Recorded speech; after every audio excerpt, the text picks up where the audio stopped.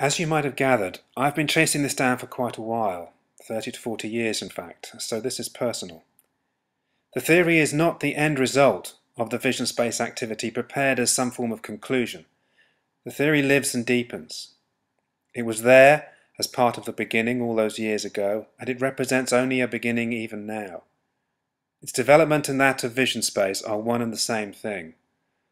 All the work has been undertaken unsupported and has had to be conducted on the outside, as I am, as an artist, not permitted. This cannot be taken inside. It's not going to be accommodated. You are going to have to move over here. We have no direct line to objectivity. Reductionism is not going to work. Perceptual reality is a composite that occurs to us. The nature of that composition tells us a good deal about the nature of physical reality. That too is a composite. Perceptual reality mirrors the universal physical reality. Vision is prior to science. It occurs to us and not our instrumentation. To study vision, we have to study the phenomenon as vision, at an experiential level. The key investigators here have been the visual artists. Insights at this level are likely to be absolutely fundamental, as vision is fired up by free-moving microparticles smashing into the retina as part of the macro condition. How we have evolved to deal with this bombardment, convert that into biological systems, sample and segment the impulses, derive the visual cues, generate these with past associations from memory, see them in relation to our intent in the world at any one moment in time, and present on a continual basis phenomenal field is an amazing accomplishment. I'm informed that the optic nerve has a channel capacity of 10 to the power 8 or 9 bits per second, whereas the estimates of the structural complexity of perception are generally below 100. Perceptions have to be very selective. Something very significant is going on here that we know next to nothing about. What we understand to be information circulating around our world can be described as communication over a channel between sender and receiver sharing a common code, i.e. conversation based on language or pictures pre-structured and formatted via instrumentation. However, our direct perceptions of the world, observer making sense from the world from unstructured signal, is diagnostic in nature. It's one way. Processes from which fundamental experiential meaning is derived. The latter has nothing to do with the optics of the camera, but everything to do with the output of visual artists, working free form, direct from the experiential. The previous presentations look at what the visual artist has rendered visible, how we can relate that to what is known about visual processes from the neurosciences, and how we can start to make use of the understanding in a new generation of information display. Here we'll be looking at the fundamental issues of perceptual reality and what that potentially tells us about the nature of reality itself. The retina is not just a biological membrane. It forms, together with the rest of the eye, a genuine interface between the micro and macro conditions. If decoherence is occurring at the retinal membrane, as the visual percept suggests, and that phenomenal field is generated from two independent takes on reality, then this in turn suggests that the retina must be responsible for preserving two data potentials from the incoming light array. One to be diagnosed from the photon as a particle, and the other from a wave or coherence function, and that they belong to independent realities. They are not relative, and so are in breach of the so-called Copenhagen Agreement. If this is the case, then the retina is working beyond our current understanding of physical systems, and so beyond the range of our current technologies. Indeed, our current technologies would be missing an entire data potential. It would be connecting with reality only at the particle level manifestation, and hence providing only an explicit understanding of our world and universe. Exclusive reliance on this process built into our instrumentation would lead us down routes where our conceptual understanding of the universe would ultimately end in a dark alley. We would know that there was something missing, but not be able to comprehend that in terms of the parameters available to us. We would encounter paradox. Perceptual structure reveals that we must form a relationship with the real. It's not going to be a hands-on and kick it down the street situation. It's not directly pokeable.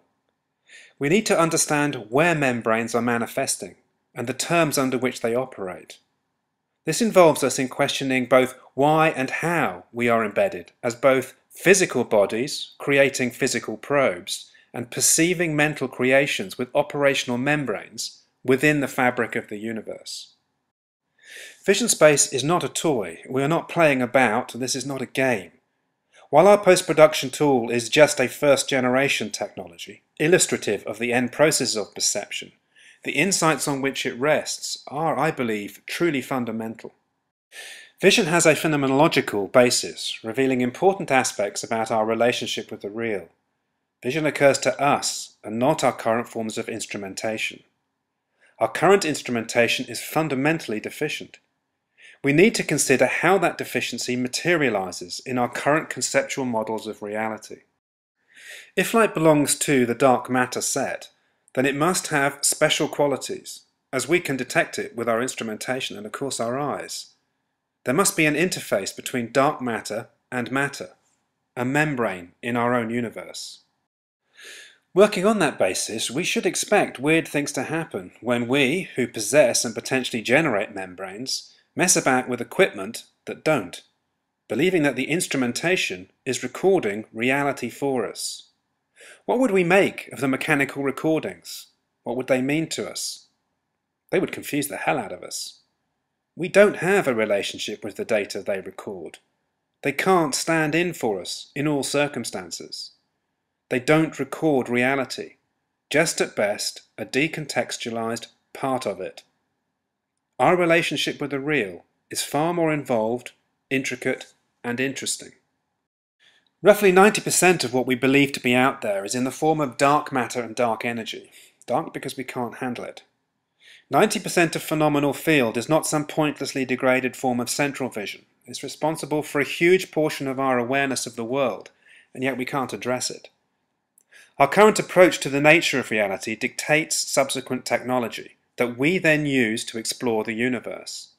It will only ever locate the 10% of what's out there that it was designed to find on the basis of its design limitation.